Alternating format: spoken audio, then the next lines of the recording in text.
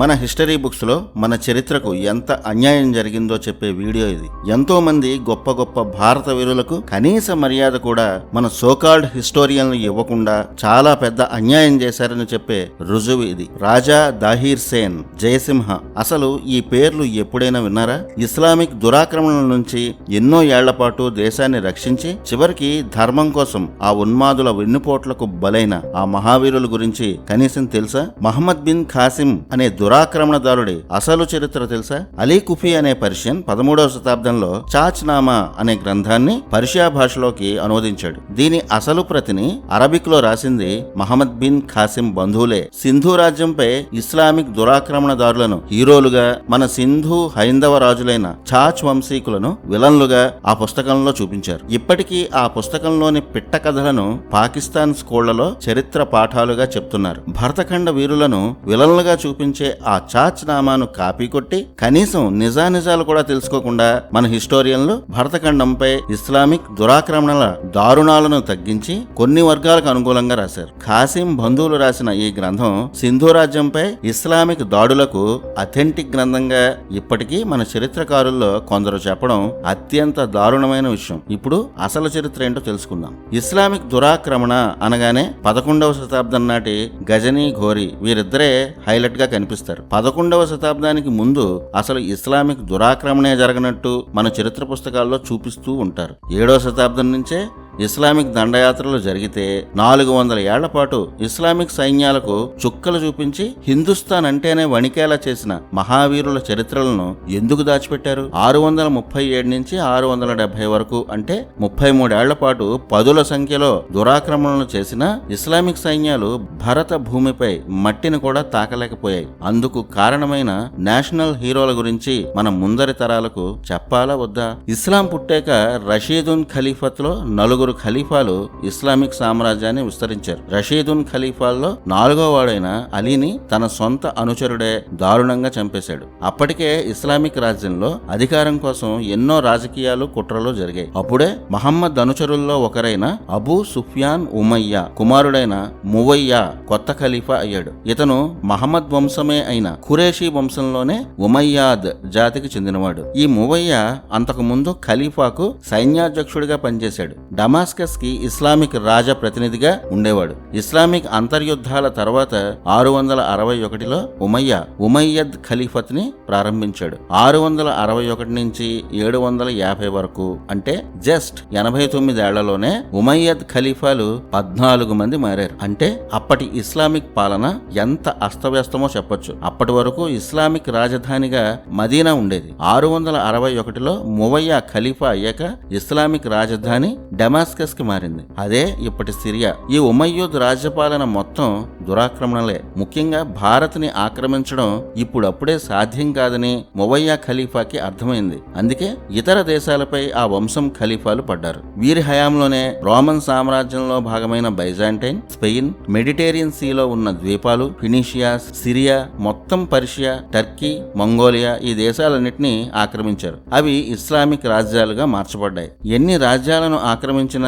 భరతఖండ సంపద కాలి గోటికి కూడా ఇవేవీ సరిపోవని అప్పటి ఖలీఫాలకు అర్థమైంది. అప్పుడే 695లో జరిగిన ఒక కుట్ర మన దేశంలో ఇస్లామిక్ దురాక్రమణలకు కారణమైంది. 695వ సంవత్సరం అప్పటి వరకు భరతఖండంలో ఇస్లాం అడుగు పెట్టే సాహసం కూడా చేయలేకపోయింది. ఎన్నో దేశాలను ఆక్రమించిన ఖలీఫాలకు హిందుస్థాన్ ఒక కలగా మిగిలిపోయింది. 695 నాటికి మాలిక్ ఇబిన్ మార్వాన్ ఇస్లామిక్ రాజ్యానికి ఖలీఫాగా ఉన్నాడు. వారి రాజధాని డమాస్కస్.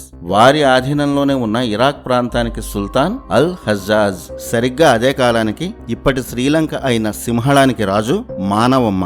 ఇతన్నే మానవర్మ అని కూడా పిలుస్తారు. ఇతను బౌద్ధుడు. ఇస్లాం పుట్టక ముందు నుంచే అరబ్బులు శ్రీలంక తీరానికి వ్యాపారానికి వచ్చేవారు. ఇస్లాం వచ్చిన తర్వాత అరబ్ ప్రాంతాల నుంచి ముస్లింలు శ్రీలంకకు వ్యాపారం కోసం వచ్చేవారు. అలా అల్ హజీజ్ సింహళంలో ఎందరో మహిళలను బంధించి ఖలీఫాను ఆనందపరచడం కోసం 695వ సంవత్సరంలో ఒక పెద్ద నౌకలో బానిసలుగా పంపించాడు. ఈ విషయం తెలిసిన సముద్రపు దొంగలు మహిళలతో ఉన్న ఓడను దొంగిలించారు. ఆ ఓడలో ఉన్న ఇస్లామిక్ సైన్యాన్ని సముద్రపు దొంగలు చంపేశారు. ఈ విషయం ఇరాన్ సుల్తాన్ అల్ హజీజ్ కి తెలిసింది. అప్పుడే అతనికి ఒక దురాలోచన వచ్చింది. 660 నుంచి 695 వరకు 35 ఏళ్ల పాటు ఎన్నిసార్లు ప్రయత్నించినా సింధు రాజ్యాన్ని ఇస్లామిక్ సైన్యాలు గెలవలేకపోయాయి. ఎన్నోసార్లు అల్ హజీజ్ సైన్యాలు సింధు రాజు ముందు ఓడిపోయాయి. ఆ కోపం, పగ అతనిలో ఉండిపోయాయి. అప్పుడు ఖలీఫాకు బహుమతిగా వెళ్తున్న ఓడను సింధు రాజే దొంగిలించాడని, ఆ కారణంతో అతనిపై యుద్ధం ప్రకటించాలని అల్ హజీజ్ ఖలీఫాకు సమాచారం పంపించాడు. 695 నాటికి సింధు రాజు రాజా దాహీర్ సేన్ అగ్నివంశంలో ఒక భాగమే సేన వంశం. ఆ సేన వంశం భరతఖండంలో చాలా చోట్ల విస్తరించింది. బెంగాల్ ప్రాంతంలో ఈ సేన వంశీకులు ఎక్కువగా పాలించారు. వారి వంశంలోనే కొందరు రాజులు ఎంతో కాలంగా సింధు రాజ్యాన్ని పాలించారు. వారే ఛాచ్ వంశీకులు. ఆ వంశంలోనే శక్తివంతమైన రాజుల్లో ఛాచ్రాయ్, దాహీర్ సేన్ ప్రఖ్యాతి చెందారు. వీరు బ్రాహ్మణులు. వైదిక ధర్మమే వీరి జీవన విధానం. అలాగే ఈ దాహీర్ సేన్ ఇతర మతస్థులను అంటే బౌద్ధాన్ని, జైనాన్ని కూడా తమ రాజ్యంలో గౌరవించాడు. ఇరాక్ సుల్తాన్ అల్ హజీజ్ సింధు రాజుపై వేసిన నిందకు దాహీర్ సేన్ ఇస్లామిక్ మూకల ముఖం పగిలిపోయేలా సమాధానం ఇచ్చాడు. భరతఖండ రాజులు ఎంతో సంపన్నులు. మీలా స్త్రీలపై అరాచకాలు చేసే దారుణాలు హిందుస్థాన్ రాజులు ఎప్పటికీ చేయరు. మాకు స్త్రీలు దేవతలతో సమానం. భారత రాజులతో యుద్ధం చేసే ధైర్యం నీకు లేదు. కనీసం సముద్రపు దొంగలను కూడా ఓడించలేని నువ్వు నా మీద నిందలు వేస్తున్నావా? ధైర్యం ఉంటే యుద్ధానికి రా. ఇది ఆనాడు రాజా దాహీర్ ఇరాక్ పాలకుడైన అల్ హజీజ్ కి చేసిన హెచ్చరిక.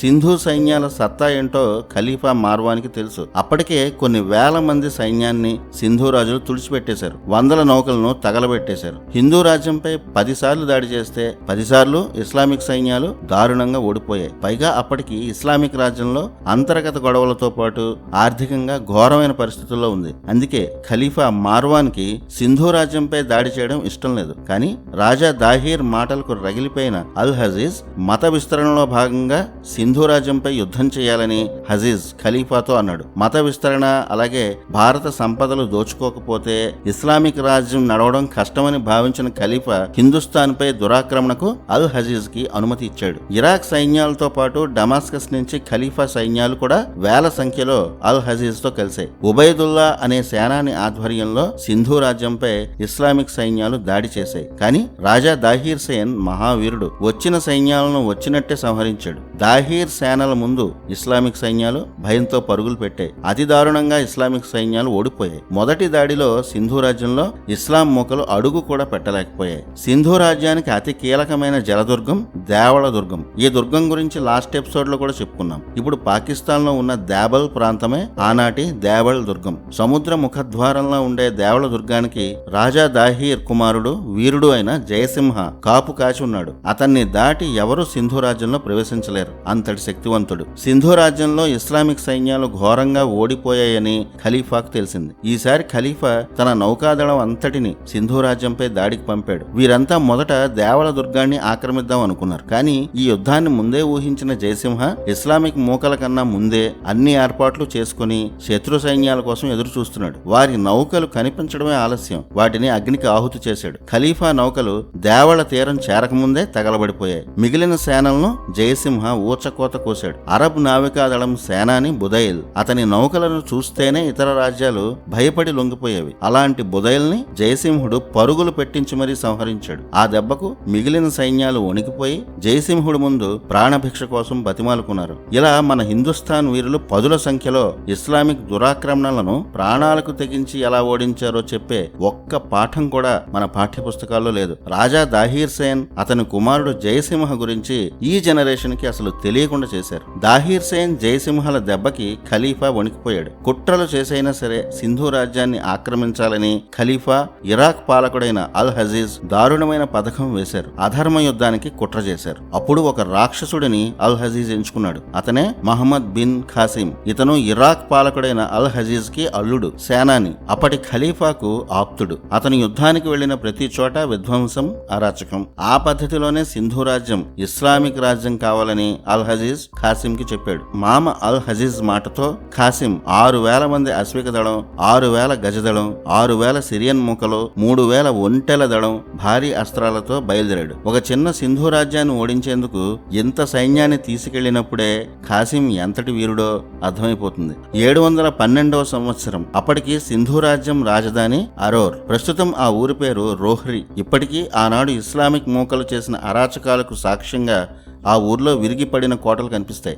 ఆనాడు యువరాజు అయిన జయసింహ ఆరోర్ కోటను కాపాడేందుకు అక్కడ బలగాలతో ఉన్నాడు. ఇటు దేవల్ దుర్గంలో రాజా దాహీర్ సైన్యంతో ఉన్నాడు. రాజధానిపై దాడి చేస్తాడని అనుకుంటే ఖాసిం తక్కువ సైన్యం ఉన్న దేవళ దుర్గంపై దాడి చేసి ఆ కోటలోకి వెళ్ళాడు. రాజా దాహీర్ కి సామంతులుగా ఉన్న కొందరు అప్పటికే ఇస్లాం స్వీకరించి ఖాసింతో చేతులు కలిపారు. వారంతా దాహీర్ సేనికి ద్రోహం చేశారు. దేవళ దుర్గాన్ని ఆక్రమించిన ఖాసిం బయట నుంచి లోపలకు ఎవరూ రాకుండా కోట తలుపులు మూసేశాడు. ఇక వేల మంది సైన్యం కోటలో చిన్న ఊరులా ఉన్న దేవళ్ళలో స్త్రీలు, పిల్లలు, వృద్ధులు అని చూడకుండా కనిపించిన వారిని కనిపించినట్టు ఖాసిం సైన్యాలు సంహరించాయి. అసలు వీటి గురించి ఏ పాఠ్య పుస్తకాలు చెప్పలేదు. నగరాన్ని, స్త్రీలను దోచుకోండని ఆనాడు ఖాసిం తన సేనలకు ఆజ్ఞ ఇచ్చాడు. పవిత్ర యుద్ధం పేరిట ఖాసిం చేసిన అరాచకం ఇది. దోపిడీ, విధ్వంసం, తన కళ్ల ముందే స్త్రీలపై అత్యాచారాలు, ప్రజలపై ఊచకోతను చూసి రాజా దాహీర్ తట్టుకోలేకపోయాడు. ఎందుకంటే ఇది యుద్ధం కాదు, ఎదురుపడి యుద్ధం చేసే ధైర్యం లేక ఖాసిం చేసిన కుట్ర. జయసింహం వస్తే తన పని అయిపోతుందని ఖాసింకి తెలుసు. అందుకే దేవళ దుర్గానికి చుట్టుపక్కల ఉన్న సింధు ప్రాంతాలపై పడి దోచుకోవడం మొదలుపెట్టాడు. రాజధాని ఆరోర్ వైపు వెళ్ళాడు. అక్కడ జయసింహుడు సైన్యంతో ఉన్నాడు. అప్పుడే రాజా దాహీర్ సేన్ కూడా తన శక్తినంతా కూడదీసుకుని యుద్ధానికి సిద్ధమయ్యాడు. ఆనాడు రాజా దాహీర్ అన్న మాట ఏంటో తెలుసా? ఈ యుద్ధ భూమిలో చనిపోతే నేను వీరమరణం పొందుతాను, లేదా వాడు చస్తాడు. ఒకవేళ నేను మరణిస్తే నా బలిదానం చరిత్రలో గుర్తుండిపోతుంది అని పాపం రాజా దాహీర్ భవిష్యత్ సెక్యులర్ చరిత్రకారుల స్వభావం తెలియక అమాయకంగా అన్నాడు. అసలు రాజా దాహీర్ చరిత్రే మన పాఠ్య పుస్తకాల్లో ఎక్కడా కనిపించదు. ఉన్న 2-3 లైన్లలో దాహీర్ గురించి రాసిందంతా అతని వీరత్వాన్ని అవమానించే పాఠమే. 712లో సింధు రాజధాని ఆరోర్లో జరిగిన యుద్ధం దేశ చరిత్రను మార్చేసింది. ఆనాడు రాజా దాహీర్ సేనలకు, ఖాసిం సైన్యాలకు భీకర యుద్ధం జరిగింది. ఆ యుద్ధంలో రాజా దాహీర్ సేనపై వెనక నుంచి బాణాలు వేసి ఖాసిం సేనలు కుట్ర చేశాయి. అంత వయసులోనూ రాజా దాహీర్ కొన ఊపిరి వరకు పోరాడి వీరమరణం పొందాడు. ఇక్కడ చరిత్ర పుస్తకాల్లో హిస్టోరియన్లు దారుణమైన తప్పులు రాశారు. సాక్షాత్తు ఖాసిం బంధువులే రాసిన చాచ్నామా అనే చరిత్ర పుస్తకంలో ఖాసింను పొగుడుతూ వాళ్ళు రాశారు. అదే అచ్చంగా కాపీ కొట్టి మన చరిత్రకారులు రాశారు. అదేంటంటే రాజా దాహీర్ తలను ఖాసిం ఖండించి తన మామకు బహుమతిగా ఇచ్చాడట. ఇది పాకిస్తాన్ చరిత్ర పాఠాల్లో ఉంటుంది. ఖాసింని పొగడాలన్న అత్యుత్సాహంలో మన హిస్టోరియన్లు కూడా అదే అబద్ధాన్ని ఇప్పటికీ చెప్తుంటారు. కానీ అసలు ఆ ఘట్టమే జరగలేదు. అది శుద్ధ అబద్ధం. చివరికి తెగింది ఖాసిం తలే, అది కూడా ఖలీఫా చేతిలోనే. అదెలాగో చూడండి. రాజా దాహీర్ వీరమరణం పొందిన జయసింహ ఆధ్వర్యంలో సింధు సైన్యాలు పోరాడాయి. అప్పటికే రాజ్యంలో స్త్రీలను రక్షించేందుకు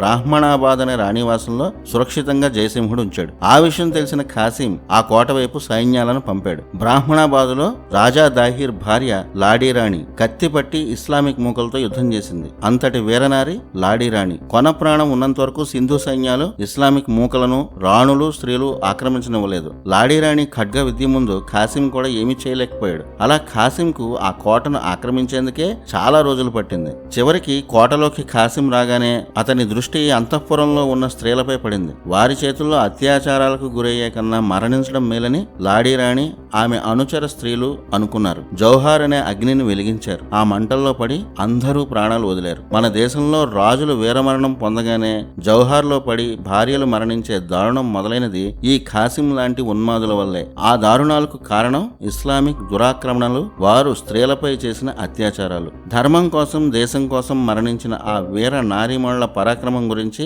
మన చరిత్ర పుస్తకాల్లో ఒక్క లైనైనా ఉందా? తన రాజ్యాన్ని, తన ప్రజలను కాపాడేందుకు జయసింహ కొన్నాళ్లు అజ్ఞాతంలో గడపాల్సి వచ్చింది. సింధు చుట్టుపక్కల ప్రాంతాలన్నింటినీ ఖాసిం ఆక్రమించాడు. ఆ యుద్ధంలో ఖాసిం దోచుకున్న సంపద ఇప్పటి లెక్కలో 1000 కోట్లుంటుంది. అప్పటికి ఆర్థికంగా నానా కష్టాలు పడుతున్న ఇస్లామిక్ రాజ్యానికి ఈ సంపదలో 3 వంతులు ఖాసిం అప్పగించాడు. అందుకు ఖాసింకి భారీ నజరానాలు కూడా దక్కాయి. ఆ విజయ గర్వం, అహంకారంతో భరతఖండాన్నే ఆక్రమించేయగలను అనే అతి విశ్వాసం ఖాసింకి వచ్చింది. పంజాబ్ వైపు ఖాసిం కన్ను పడింది. అప్పటికి పంజాబ్ లో కనౌజ్ ఒక చిన్న రాజ్యం. అసలే అక్కడ ఉండేది రాజపుత్రులు. వారి శౌర్యం గురించి ఖాసింకి ఏమీ తెలియదు. అప్పటి కనౌజ్ రాజు రాయ్ హరిచంద్ర సింధు రాజ్యం రాజ్యం తమ వశమైందని, కనౌజుని తెచ్చి తన కాళ్ల ముందు పెట్టాలని ఖాసిం హరిచంద్రకు వర్తమానం పంపాడు. హరిచంద్రకు వచ్చిన ఆగ్రహానికి ఆనాడే ఖాసిం తల ఎగిరిపడాలి. నీలాంటి చేతకాని వాళ్లకు భయపడేవారు ఇక్కడ ఎవరూ లేరని, దమ్ముంటే యుద్ధానికి రా అని హరిచంద్ర ఖాసింకి వర్తమానం పంపాడు. కానీ హిందుస్థాన్ వీరుడైన హరిచంద్ర చేతుల్లో మరణించే అదృష్టం ఖాసింకి లేదు. ఎందుకంటే అప్పటికే ఇస్లామిక్ రాజ్యంలో అంతర్గత విభేదాలు మొదలయ్యాయి. అది 714వ సంవత్సరం. ఆ సంవత్సరంలో ఖాసిం మామ హజీజ్ మరణించాడు. అదే సంవత్సరం అప్పటి ఖలీఫా అల్ వలీద్ కూడా మరణించాడు. ఈ అల్ వలీద్ తమ్ముడే సులేమాన్. 714లో సులేమాన్ మాలిక్ ఖలీఫా అయ్యాడు. ఈ సులేమాన్ కు ఇతని సోదరుడైన పాత ఖలీఫాకు అస్సలు పడదు. సులేమాన్ ఖలీఫా అవుతూనే తన సోదరుడి వర్గం వారిని, బంధువులను చాలా మందిని చంపేశాడు. ముఖ్యంగా సులేమాన్ ను మొదటి నుంచి ఖాసిం వ్యతిరేకించేవాడు. అందువల్ల ఖాసిం అంటే సులేమాన్ కు పీకల వరకు కోపం ఉంది. అందుకే సులేమాన్ ఖలీఫా అయిన వెంటనే పాత ఖలీఫాకు ఆప్తమిత్రుడైన ఖాసిం ని పిలిపించాడు. అతను వచ్చి రాగానే సులేమాన్ ఖలీఫా అందరి ముందే ఖాసిం తలను ఖండించాడు. సింధు రాజ్యాన్ని అల్లకల్లోలం చేసి సర్వనాశనం చేసి ఇక్కడి ధర్మాన్ని నాశనం చేసిన ఖాసిం ఖలీఫా చేతుల్లోనే దిక్కులేని చావు చచ్చాడు. ఖాసిం మరణాన్ని కూడా గౌరవప్రదంగా మార్చాలని మన హిస్టోరియన్లు పడిన ఆరాటం అంతా ఇంత కాదు. ఇక్కడ కూడా పాకిస్తాన్ చరిత్ర పుస్తకం అయిన చాచ్నామానే మన వాళ్ళు కాపీ కొట్టారు. ఆ కట్టుకథ ఏంటంటే, రాజా దాహీర్ కుమార్తెలను బంధించి బాగ్దాదులో ఉన్న ఖలీఫాకు బహుమతిగా ఖాసిం ఇచ్చాడట. అయితే అప్పటికే తమను ఖాసిం అత్యాచారం చేశాడని ఆ అమ్మాయిలు ఖలీఫాకు చెప్పారట. అది విని కోపంతో తాను ఎంత చెప్తున్నా వినకుండా ఖాసిం కు ఖలీఫా మరణదండన విధించారట. ఇది ఆ కట్టుకథ అని ఎందుకు అంటున్నామంటే, ఖాసిం సమయానికి అసలు బాగ్దాదే లేదు గనక. అప్పటికి ఇస్లామిక్ రాజధాని డెమాస్కస్. లేని బాగ్దాద్ కి ఖాసిం ఎలా వెళ్ళాడు? బాగ్దాద్ నగరాన్ని నిర్మించినదే 762లో. మహమ్మద్ ఖాసిం తన చావును వెతుక్కుంటూ డమాస్కస్ లో ఉన్న ఖలీఫా దగ్గరకు వెళ్ళినది 714లో. అందుకే చాచ్నామాలో ఉన్నది కట్టుకథ. ఇస్లామిక్ దురాక్రమణదారులపై మన సెక్యులర్ చరిత్రకారులకు ఉన్నంత ప్రేమ బహుశా పాకిస్తాన్ వాళ్ళకు కూడా ఉండదేమో. నిజానికి ఏం జరిగిందంటే, ఎప్పుడైతే ఖాసిం బ్రాహ్మణాబాద్ కోటలోకి వెళ్ళాడో అప్పుడే రాజా దాహీర్ భార్యలు, వారి కుమార్తెలు, అందరు స్త్రీలు అగ్నికి ఆహుతయ్యారు. రాజా దాహీర్ భార్యల్లో ఒక్క భార్య మాత్రం తన కుమారుడితో తప్పించుకుంది. ఖాసిం అంతఃపుర స్త్రీలలో ఏ ఒక్కరిని కూడా చూడకుండానే వారి చితాభస్మాలను చూసి వెనక్కి వచ్చాడు. ఆ తర్వాత డమాస్కస్ కు వెళ్ళాడు. అప్పటికే ఖాసిం కోసం ఎదురు చూస్తున్న ఖలీఫా సులేమాన్ సభలోనే అతను శిరస్సును ఖండించాడు. ఇది అసలు చరిత్ర. అతను చేసిన కర్మలకు తగిన ఫలితం అనుభవించాడు. ఖాసిం మరణించగానే సింధు రాజ్యంలో అతని ప్రతినిధులుగా ఉన్న ప్రతి ఒక్కరిని జయసింహుడు సంహరించాడు. మళ్లీ సింధు రాజ్యం జయసింహుడి వశమైంది. జయసింహకు భయపడి మిగిలిన ప్రాంతాల్లో ఉన్న ఇస్లామిక్ పాలకులు కూడా ఆఫ్ఘనిస్తాన్కి పారిపోయారు. అరోర్, దేవళదుర్గం, బ్రాహ్మణాబాద్ కోటలు మళ్లీ జయసింహుడి అధీనంలోకి వచ్చాయి. ఇది ది గ్రేట్ రాజా దాహీర్ సేన్ వీరగాథ. ఒక్క సింధు రాజ్యం నుంచే అపార సంపదలు తీసుకొచ్చిన ఖాసిం ని చూసి ఖలీఫా ఆశ్చర్యపోయాడు. మరి యావత్ హిందుస్థాన్ లో ఎంత సంపద ఉంటుందో అంచనా కూడా వేయలేకపోయాడు. అప్పుడే హిందుస్థాన్ పై దురాక్రమణ చెయ్యాలని ఒక్క ఖలీఫాకి కాదు, అతని కింద పనిచేసే ప్రతి ఇస్లామిక్ నాయకుడికి కోరిక కలిగింది. ఆ తర్వాత ఏం జరిగిందో నెక్స్ట్ ఎపిసోడ్ లో తెలుసుకుందాం. జై హింద్.